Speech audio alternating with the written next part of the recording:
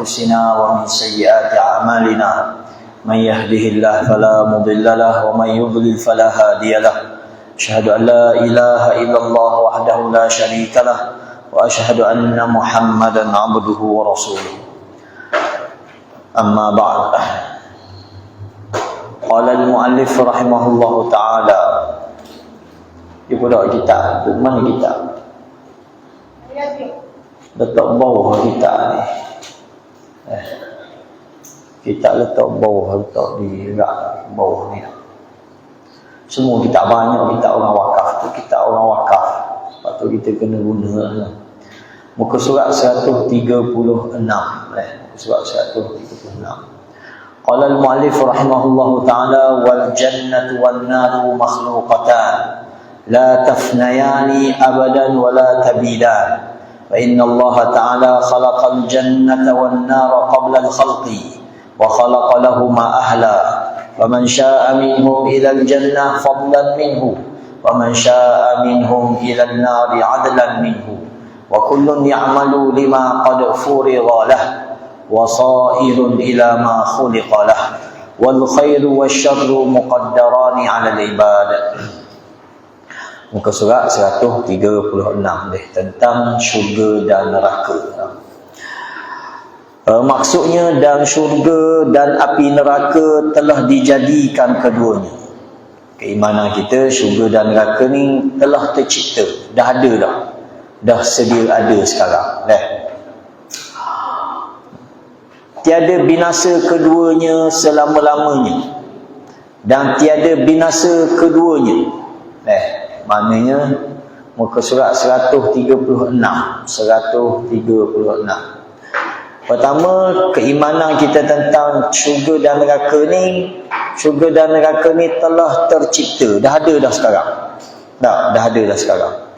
Yang kedua, keimanan kita tentang syurga dan neraka ni dia kekal. Dia tidak binasa, dia kekal abadi. Dah selama-lamanya. Tu yang kedua. Maka bahawasanya Allah Ta'ala telah menjadikan ia akan syurga dan api neraka sebelum makhluk. Sebelum Allah cipta kita semua ni, Allah dah cipta syurga dan neraka. Dan menjadikan ia bagi keduanya akan penduduk dan ada ahlinya. Allah dah list dah. Setiap orang ni menjadi ahli neraka, setiap orang ni menjadi ahli syurga. Ada senarai nama lengkap dah. Faham? Sebelum kita dicipta lagi, Allah dah tulis dah siapa ahli neraka, siapa ahli syurga. Subhanallah. Dah. Maka mereka yang menghendaki ia daripada mereka itu kepada syurga, kerana limpah kurnia daripadanya. Siapa-siapa yang Allah dah tetapkan dia menjadi ahli syurga sebab apa?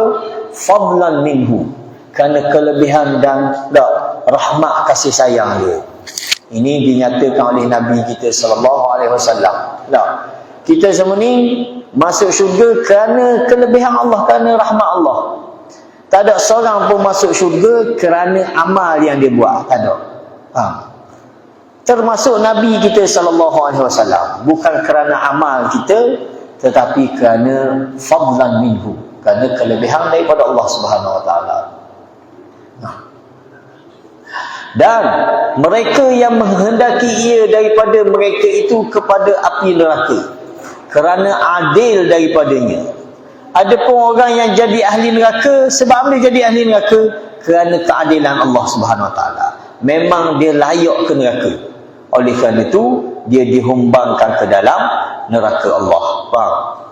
Jadi orang-orang yang masuk syurga pun dengan kelebihan Allah, orang-orang yang masuk neraka dengan keadilan Allah Subhanahu wa taala. Allah tidak menzalimi sesiapa pun. Allah sekali-kali tidak menzalimi hamba-hamba dia. Malah Allah telah mengharamkan kezaliman untuk diri dia. Allah telah mengharamkan kezaliman untuk diri dia. Dia syarak dia dah orang. Allah kata inni haramtu zulma ala nafsi. fala waj'altu bainakum muharrama fala tazalamu. Allah kata tak? Allah kata aku telah mengharamkan kezaliman ke atas diriku dan aku menjadikan ianya haram dilaksanakan di antara kamu wahai makhluk. Fala tazalamu, maka janganlah kamu berlaku zalim. Allah kata tak? Janganlah kamu berlaku zalim. Okay. Jadi yang masuk syurga dengan kelebihan Allah, yang masuk neraka dengan keadilannya.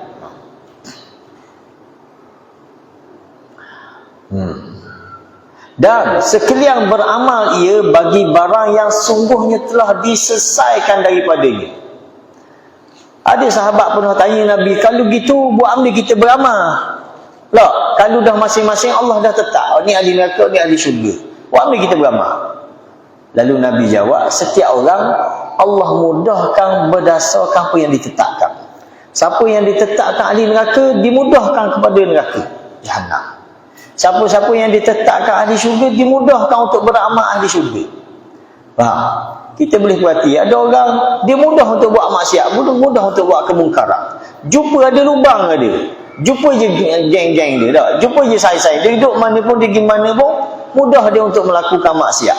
Ini orang yang dimudahkan untuk ke neraka Jahannam. Faham? Dan ada orang yang Allah mudahkan dia untuk beramal soleh, jumpa dia je orang baik, di mana pun temu orang baik, temu orang soleh, temu orang untuk melakukan amal soleh. Ini maksudnya benda Allah mudahkan pada dia. Nabi sebut dalam hadis lagu itulah, orang-orang yang menjadi ahli syurga Allah akan mudahkan dia untuk beramal jadi ahli syurga. Orang-orang yang ahli neraka Allah akan mudahkan dia beramal dengan ahli neraka, walaupun tinggal sehasta lagi untuk dia masuk syurga. Tapi kalau dah ditetapkan di ahli neraka, dia akan berubah. Tak? Kita kata mula 60 darjah dia akan berubah jadi ahli neraka. Kita baca hadis kan? Tak? Nabi kata benda. Dalam hadis Nabi kata benda. Tak? Orang yang beramal dengan ahli syurga, hatta ma yakunu bainahu wa bainahu illa zira' fayasbiqu alaihi alkitab fayamalu bi amali ahli an-nar fayadkhuluha. Orang yang beramal sepanjang hidup dia beramal dengan amalan ahli syurga. Tak, sepanjang hidup dia, sehinggalah tinggal dia kepada syurga ni zira', sehasta sahaja lagi nak masuk syurga. Faham?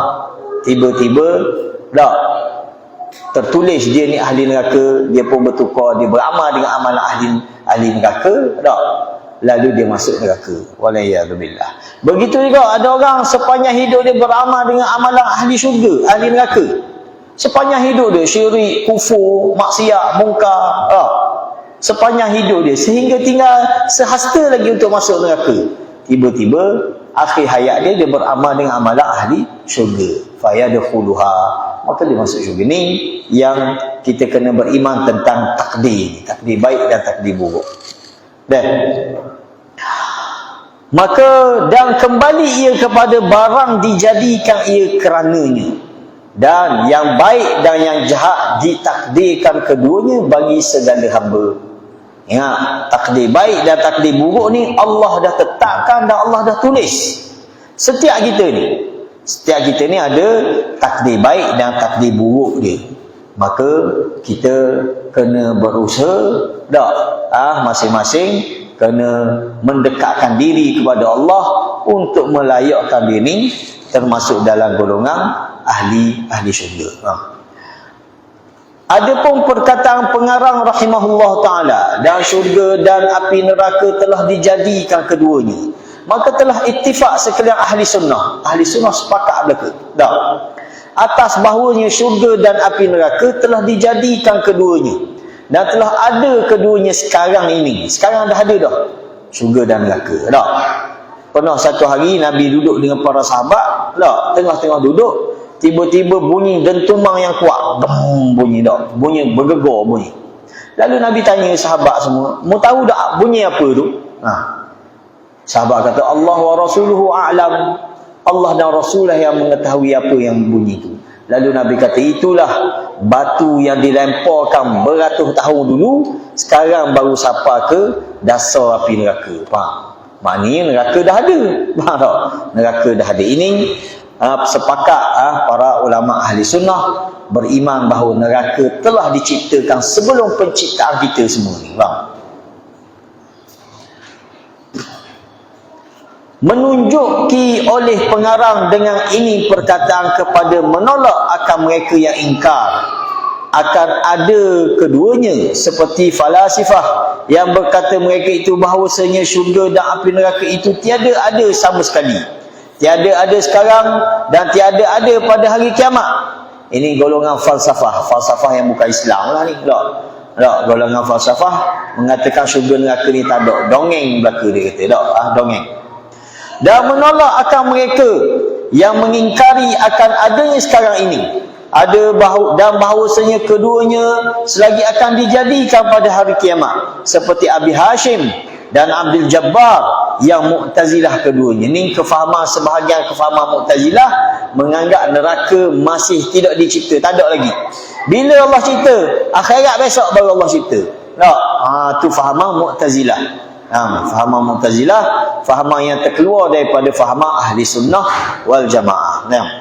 Dan dalil bagi kita ahli sunnah, Quran dan hadis dan ijma' sekalian orang Islam sebelum timbul yang menyalahi itu. Kita ahli sunnah, apa dalil kita? Apa hujah kita? Hujah kita ada dalil daripada ayat Quran, ada daripada hadis-hadis Nabi yang sahih, dan juga dalil kita adalah ijma' para ulama salaf.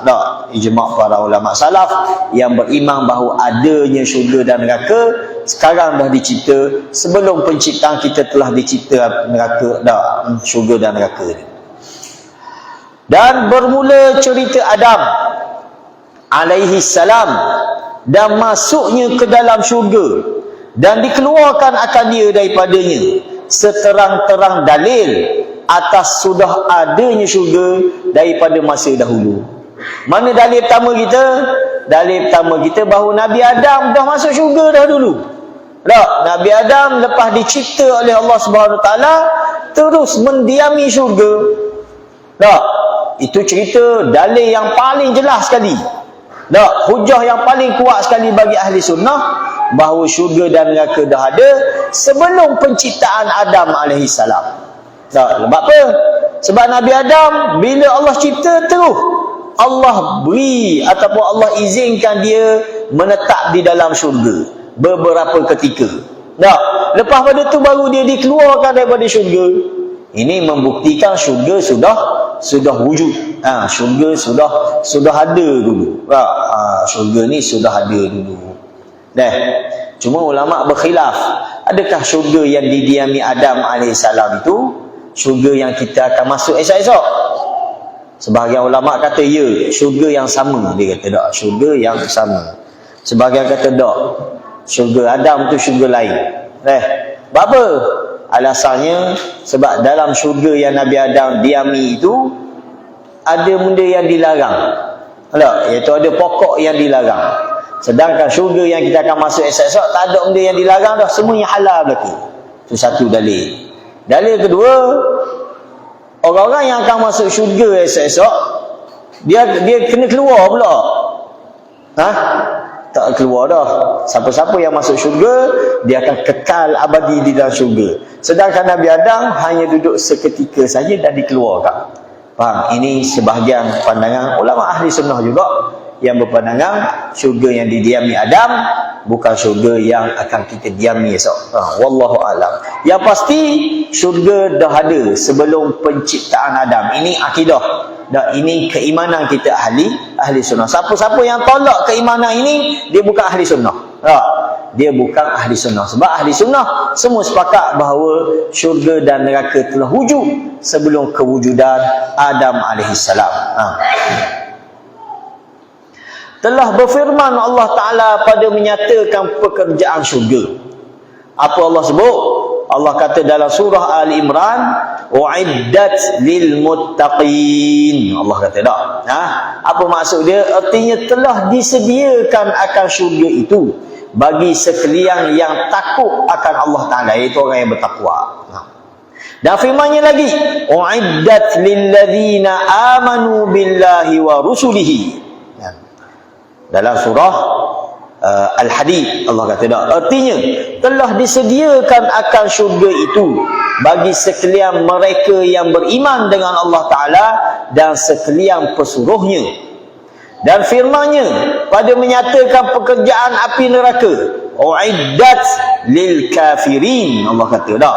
Artinya telah disediakan api neraka itu bagi sekalian orang yang kafir. Pada tiga-tiga ayat ini, mana dalil dia? Pada tiga ayat ini diturunkan dengan fi'il madhi. Dah, kata tuan pengarang kita Syekh Abdul Qadir Al-Mandili rahimahullah ta'ala, dia kata tiga-tiga ayat sana, uiddat lil muttaqin, uiddat lil ladina amanu billahi wa rusulihi, uiddat lil kafirin. Tiga-tiga ayat ni Allah guna fi'il madhi, menunjukkan benda tu telah berlaku. Dan Allah telah sediakan. Mana dah ada dah. Dah tersedia, dah ada dah. Baik syurga, baik neraka. Faham? Maka pada tiga ayat ini diturunkan dengan fi'il madhi yang menunjuk atas perbuatan yang telah terjadi pada masa yang sudah lalu. Itu fahaman tak? Itu jelas fahamannya bahawa apabila Allah guna fi'il madhi di dalam Al-Quran, menunjukkan benda tu telah berlaku, telah berlalu, benda telah tersedia. Faham? Itu penting kita ngaji bahasa Arab tak? Bila kita ngaji bahasa Arab, kita akan memahami tak ayat Quran ni dengan kaedah bahasa. Memang nak faham Quran ni, salah satu cara dia selain daripada memahami Quran dengan ayat Quran juga, ataupun memahami Quran dengan hadis-hadis Nabi, penjelasan Nabi, juga Al-Quran ni boleh difahami dengan bahasa Arab. Tak? Quran boleh difahami dengan bahasa Arab. 4 kaedah untuk faham Quran. Tulis. Sila tulis olehmu. Nak faham Quran ni, pertama, Quran boleh difahami dengan ayat Quran juga. Tak? Contoh ayat ni dijelaskan dengan ayat yang lain. Contoh. Tak? Quran juga boleh difahami dengan hadis Nabi SAW. Quran boleh difahami dengan hadis Nabi. Contoh benda. Contoh ayat an'amta alaihim. Tak, siratal ladzina an'amta alaihim. Allah kata tak? Iaitu jalan orang-orang yang telah engkau beri nikmat. Siapa orang yang diberi nikmat ni? Dalam ayat yang lain, dalam surah An-Nisa Allah kata tak? An'amta alaihim minan nabiyyin wasiddiqin wasyuhada wasalihin. Allah kata orang-orang yang engkau beri nikmat itu ialah para anbiya, para siddiqin, para syuhada dan orang-orang soleh. Ini orang yang Allah beri nikmat. Faham? Nampak tak? Contoh lagi tu Quran menafsirkan Quran. Kedua, Quran ditafsirkan dengan hadis Nabi SAW. Tak? Macam mana? Contoh ayat benda. Ayat Allah kata tak? Wa'bud rabbaka hatta ya'tiyakal yaqin. Allah kata, beribadahlah kamu kepada Tuhanmu sehingga datang keyakinan. Apa maksud keyakinan sini? Nabi jelaskan al-yaqin huwal maut. Nabi kata tak? Yakin itu adalah kematian. Bukan beramal siapa yakin, okey, lepas tu tak payah buat ibadah dah. Tak? Semayang yakin, okey, semayang pakai niat dah. Itu fahaman yang karut, faham? Fahaman yang benar al-yaqin sini Nabi sendiri jelas, Nabi sendiri tafsirkan al-yaqin huwal maut. Yakin itu adalah kematian. Faham? Itu Al-Quran difahami dengan hadis Nabi. Al-Quran juga boleh difahami dengan kata-kata sahabat. Tak? Kata-kata sahabat. Sebab para sahabat adalah orang yang paling faham Al-Quran selepas daripada Nabi SAW. Contoh kita ambil ayat surah An-Nasr. Idza jaa nasrullahi wal fath wa ra'aitan nasa yadkhuluna fi dinillahi afwaja. Maka bagaimana sahabat faham? Mari Ibn Abbas ni ulama tafsir Quran. Tak? Dia Nabi telah doa di masa dia baru lahir. Nabi doa benda dia. Ketika Nabi tahnik, Nabi doa benda, Allahumma faqihu fid din wa 'allimhu ta'wil. Tak? Nabi doa dia, ya Allah berilah dia faham agama dan berilah dia reti tafsir Al-Quran. Faham? Maka Ibn Abbas bila baca ayat ni, idza jaa nasrullah, Ibn Abbas kata ini ayat menunjukkan ajal Nabi sallallahu alaihi wasallam sudah tiba. Tak, ajal Nabi sudah hampir. Macam mana dia faham? Tak. Dia faham berdasarkan tak apa ni? Kefahaman yang Allah beri kepada dia lah. Tak. Maknanya dan disepakati oleh para sahabat bahawa betul, benar sekali ayat ini menunjukkan ajal Nabi sudah dekat. Ajal Nabi sudah dekat. Nampak? Jadi Al-Quran juga boleh difahami dengan kata-kata sahabat, penjelasan para sahabat. Begitu juga yang keempat, Al-Quran boleh difahami dengan bahasa Arab. Al-Quran boleh difahami dengan bahasa Arab. Jadi 4 kaedah ni, tak ada dah kaedah lain. Untuk faham Quran mesti merujuk salah satu daripada 4 kaedah ni. Bahasa Arab yang fasih, bahasa Arab yang difahami oleh salaf dulu dah, oleh para sahabat dan lain-lain. Faham? Okey. Jadi sini dia kata macam mana kita jadikan uiddat lil muttaqin ini sebagai dalil bahawa syurga dan neraka ni telah tersedia sebab guna kaedah bahasa Arab. Apabila Allah guna uiddat dalam fi'il madhi ni menunjukkan dalam bahasa Arab ianya telah berlaku. Tak, ianya telah berlalu.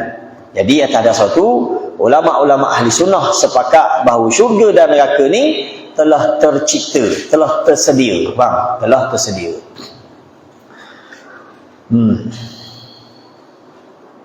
Dan bermula perkataannya, habis tu, tiada binasa keduanya selama-lama dan tiada binasa keduanya. Menunjuki oleh pengarang dengan dia atas bahawasanya ahli sunnah ijma' atas berkekalang syurga selama-lamanya. Ini kedua. Tadi kita cerita tentang beriman kita tentang syurga neraka telah tercipta. Yang kedua, syurga neraka ni kekal selama-lamanya.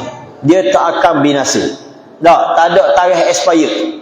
Faham? Baik syurga, baik neraka, dia kekal di dalam. Kekal.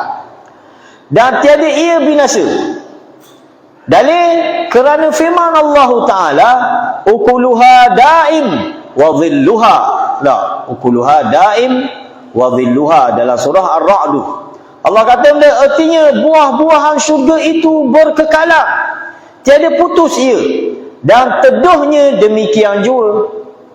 Maknanya Allah menceritakan tentang nikmat yang ada dalam syurga, iaitu ukuluha, buah-buahan yang ada, makanan yang ada dalam syurga ni daim. Benda maksud daim berkekalang dia. Wa dhilluha, dan juga teduhan-teduhan yang ada di dalam syurga. Jadi kalau buah-buahan dalam syurga pun kekal, dan syurga tak ada kekal. Faham? Sudah pastilah syurga pun kekal. Faham? Dan beberapa ayat yang lain lagi. Adapun api neraka, maka demikian juga pada sisi jumhur salaf. Syurga baik, neraka baik, semua ulama salaf ataupun para ulama ahli sunnah sepakat mengatakan ianya kekal. Tak, ianya kekal. Bila kekal, ada timbul salah faham, kata dah kalau gitu syurga neraka macam Tuhan juga, macam Allah ke mana? Allah kan kekal tak? Tak. Allah tak wujud tanpa penghujungnya. Tak. Allah huwal awwalu wal akhiru. Itu sifat Allah, itu nama dan sifat Allah. Huwal awwalu wal akhiru. Tak. Dia yang awal dan dia yang akhir. Maknanya tak ada penghujung. Adakah syurga dan neraka pun macam Tuhan juga kekal? Dan benda yang membezakan syurga neraka dengan Tuhan, benda beza. Nak jawab aku ni? Tak. Syurga dan neraka memang dia kekal, tetapi dia ada pemula. Dia ada mula dicipta. Faham? Sedangkan Allah tiada permulaan. Tak. Allah tak ada tarikh lahir. Tak ada tarikh lahir. Bila diciptalah. Allah tidak dicipta. Tak. Allah wal awal wal akhir. Adapun syurga neraka, termasuk ahli syurga. Ahli syurga pun kekal esok. Adakah dia akan jadi Tuhan? Bila kita jadi ahli syurga dah hidup kekal abadi, adakah kita akan jadi Tuhan? Lah, kita kekal sebagai makhluk, tak, tetapi kekal di dalam syurga. Tapi kita ada permulaan, kita ada kelahiran. Samalah juga syurga neraka. Allah yang cipta dia. Dia dicipta oleh Allah. Dia makhluk macam kita juga. Nah, syurga dan neraka ni dia makhluk macam kita juga. Dia bukan Tuhan. Tak. Dia bukan satu juzuk daripada Tuhan. Tak. Dia terasing. Dia terasing. Seperti juga Arash. Arash dia kekal tak? Dia kekal. Tapi dia ada pemula. Allah yang cipta Arash. Tak. Allah yang mencipta Arash. Segala selain daripada Allah, semua adalah ciptaan. Ciptaan Allah. Baik Arash, baik kursi, tak? Baik syurga, baik neraka, semua itu adalah ciptaan yang ada permulaan. Tetapi Allah beri keistimewaan dia, dia kekal. Arash kekal. Apa lagi? Syurga kekal. Kursi kekal. Neraka pun kekal. Dan segala nikmat dan segala azab yang ada di dalamnya, semuanya adalah kekal abadi. Termasuk penghuni-penghuni. Tiada binasa ia selama-lamanya, dan tiada keluar daripadanya seseorang daripada penduduknya, baik ahli syurga, baik ahli neraka. Ahli syurga memang mana-mana orang yang masuk ke syurga, dia akan kekal abadi, tak akan keluar selama-lamanya. Begitu juga ahli neraka, kecuali ahli neraka yang masih ada tauhid. Tak, ahli neraka yang ada tauhid dalam diri dia, walaupun dia bermaksiat, walaupun dia buat dosa, akhirnya dia akan dikeluarkan dan masuk syurga juga. Tak, adapun ahli neraka yang syirik kepada Allah ataupun yang kufur, yang ingkar kepada Allah, hak tu kekal selama-lamanya dalam neraka. Jadi neraka ni tempat azab selama-lama. Tak ada istilah orang masuk neraka ada cuti. Ni musim bulan Rabiul Awal ni tak? Ada orang akan sibuk kata dalam neraka esok ada orang boleh cuti. Ada ke cuti dalam neraka? Siapa dia kata boleh cuti dalam neraka? Siapa dia? Abu Lahab. Dia kata, oh Abu Lahab esok-esok setiap hari Isnin off day. Faham? Ada cuti hari Isnin. Sebab kerana Abu Lahab sambut maulud Nabi. Faham tak? Ketika Nabi lahir itu, Abu Lahab ni sembelih 100 ekor unta kerana bergembira dengan kelahiran Nabi. Oleh kerana dia sambut maulud Nabi ni, maka Allah beri off day dalam neraka esok-esok. Boleh ke gitu? Ada ke gitu? Pelawak apa gitu kata. Neraka tak ada istilah off day. Neraka ni semua yang duduk dalam neraka akan diazab.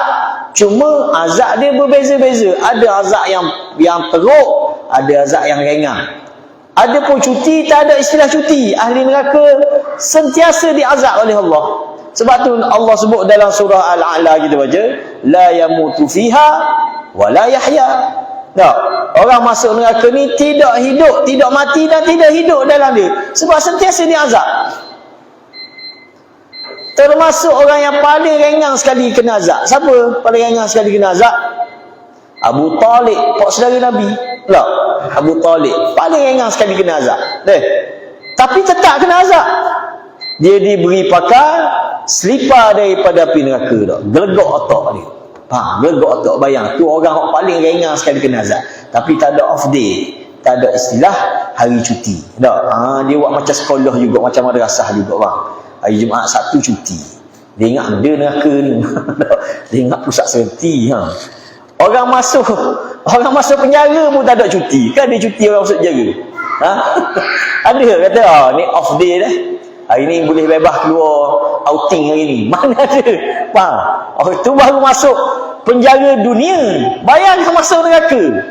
Duk main-main tak. Nak sambut-sambut lah maulud tu. Janganlah reka. Tak. Hari ni kita tengok video orang himpunkan siapa? Geng-geng Aswaja Indonesia lah. Cuba perbetulkan balik kefahaman-kefahaman yang salah. Sebab sebagai orang dia sambut maulud lalu dia bawa hadis-hadis palsu. Jangan kata. Mu nak sambut-sambut, jangannya reka hadis pula. Jadi 2 kali lipat dosa lah. Dah lah sambut benda yang Nabi tak suruh sambut. Kemudian duk sambut hadis palsu pula. Hadis tentang man azzama maulidi tak? Wajabat alaihi syafaati. Ni hadis palsu. Siapa-siapa yang mengagungkan hari hari kelahiranku, maka dia akan diberi tak, wajib dia mendapat syafaat tu. Jangan. Tak. Tak ada satu pun hadis yang tak Nabi menyuruh kita sambut maulud dia. Ha.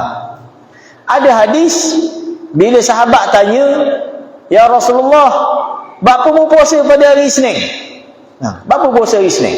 Lalu Nabi kata, "Ini hari adalah hari kelahiranku dan hari aku menerima wahyu daripada Allah.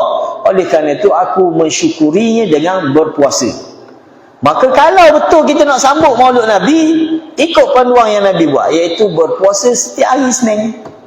Bukan mari bulan Rabiul Awal kita buat jamuan, kita beragak, kita apa. Nah, itu bukan kaedah dia. Tak. Lari sesan. Tak ikut panduan. Sedangkan Nabi ajar cara untuk menyambut kelahiran Nabi dengan berpuasa. Kita pergi buat makan pula, buat kenduri. Beza tak? Faham? Sama macam puak Syiah. Syiah apa ni Syiah? Syiah bila mari 10 Muharram, tak, mana sunnah dia 10 Muharram? Nabi suruh puasa 10 Muharram. Tak, malah Nabi pernah berjanji kalau dia sempat hidup tahun depan, dia akan puasa 9 dan 10 Muharram dia akan puasa. Tiba-tiba puak Syiah mari 10 Muharram dia buat jamuan besar-besaran. Dia beragak ramai-ramai. Tak, nu pergi ke Karbala beragak. Orang Malaysia pun ada pergi. Nah, orang Malaysia kita ni pun pergi pada 10 Muharram nak beragak ramai-ramai. 3 hari 3 malam dia beragak. Subhanallah. Faham? Itu bukan panduan dia. Sama juga ni. Ni hak baru pula ni benda pula dia buat. Ya? Beragak, beragak ni lama dah. Ha. Kita ingat almarhum Tok Guni Aziz tu tak wui beragak. Ha. Walaupun almarhum Tok Guni Aziz mengharuskan, tak apalah nak sambut maulud ni dengan buat forum ke, buat ceramah cerita sejarah Nabi tu, tak ada hal lah. Kita kata itu sambutan yang bagus lah, maknanya dari sudut ilmiah tak ada hal. Tapi siapa beragak, itulah, itu membazir saja, bukan syariat apa pun. Tambah dia ni pula, dia buat replika pula beragak. Sekolah-sekolah di masjid-masjid pun buat juga. Buat replika unta lah, buat replika tu lah. Kalau di mana? Di sebelah Patah Barat tu siap buat kereta berhias dia sambut maulud. Subhanallah kita tu. Kalaulah Nabi ada pada hari ni, agak-agak dia tak komentar Nabi tentang umat yang telah bercelaru dalam beragama. Faham? Jahat lagi ni benda dia buat kek tu, kek hari jadi. Mau je tengok tak? Dia buat kek hari jadi, siap nyanyi lagi lagu Happy Birthday to Nabi tak? Happy Birthday. Kalau apa ni tak? Kalau apa ni? Subhanallah. Jadi jangan tak? Kita kembali kepada ajaran dia, kepada ajaran Nabi. Kita tengok satu bacaan hadis di Masjidil Haram. Seorang syekh dia baca hadis tentang 12 Rabiul Awal ni adalah tarikh dia sebenarnya, tarikh wafatnya Nabi. Hak sahih. 12 Rabiul Awal yang orang sepakat sambut hari Maulud tu, sebenarnya itu adalah tarikh wafatnya Nabi SAW. Ini sepakat. Ini sahih tentang tarikh 12 Rabiul Awal. Adapun tarikh lahir Nabi, para ulama berkhilaf. Tak tahu mana yang sahih. Tak, ada kata 8 Rabiul Awal, ada kata 9 Rabiul Awal, ada kata 12 Rabiul, ada kata 10 Rabiul Awal. Faham tak? Jadi para ulama pun berkhilaf, tak tahu mana betul. Sebab tidak dicatat secara faktanya bila tarikh lahir Nabi sallallahu alaihi wasallam. Tidak dicatat. Sebab Nabi lahir, masa Nabi lahir, orang mana cara pula. Faham? Cuma yang sahih Nabi lahir hari Isnin, itu sahih. Yang sahih Nabi lahir pada tahun Dajjal, itu sahih. Tapi tarikh bila-bila itu tidak sahih. Maka Syekh masa dia baca hadis ni semua pakat sedih. Dia kata hari wafatnya Nabi, para sahabat bukan bergembira. Hari wafatnya Nabi ni para sahabat bersedih. Katanya Anas radhiyallahu anhu, dia kata Madinah ni hari paling gembira sekali di Madinah ketika Nabi safar hijrah. Nabi berhijrah safar pada hari sekian-sekian. itulah dia kata hari paling bergembira sekali penduduk Madinah. Tak, seolah-olah cahaya yang mari ke Madinah. Itu ungkapan Anas bin Malik. Tak, faham? Tapi dia kata hari yang paling sedih sekali berlaku di Madinah ni adalah hari wafatnya baginda Nabi pada 12 Rabiul Awal, hari Isnin 12 Rabiul Awal. Faham? Maka kita peliklah tanya orang-orang yang sambut 12 Rabiul Awal ni, mung bergembira Nabi lahir ke mung gembira Nabi wafat ni?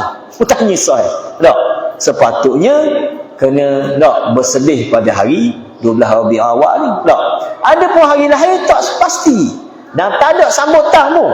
Para sahabat tu tak pernah buat sambutan pun tentang hari kelahiran baginda Nabi SAW. Jadi kita kata neraka ni bukan tempat main-main, dia adalah tempat Allah sediakan azab yang tak ada sedikit pun rahmat Allah dalam neraka ni. Tak ada rasa. Segelas air pun ahli neraka tak boleh sah. Segelas air kosong, bukan air teh, bukan air minum, bukan air boba, bukan air apa. Air kosong pun tak boleh orang ahli neraka ni. Macam mana dia kata boleh cuti sehari? Tak.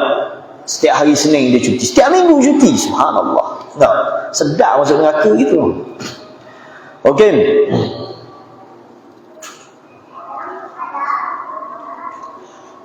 Seperti firman Allah Ta'ala, wa ma hum bi kharijina minan nar. Allah kata lagi artinya, dan tiada mereka itu keluar daripada api neraka. Ni ahli neraka.